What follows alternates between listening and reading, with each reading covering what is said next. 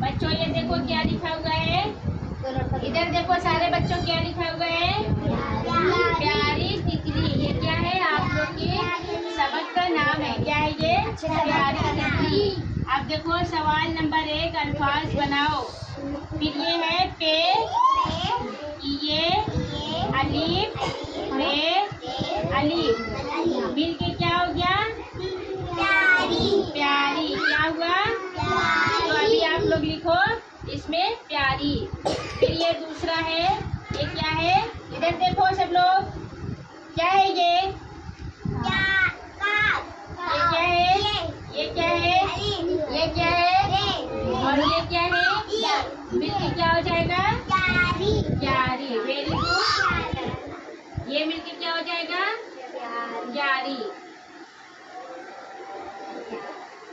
अब इसमें हम क्या लिखेंगे, ये क्या है, और ये क्या है, ये क्या है, ये क्या है, ये ध्यान से देखो, अलीफ क्या है, अलीफ, ये क्या है, रे, और ये क्या है, न्यारी। क्या हो जाएगा मिला के, न्यारी, न्यारी।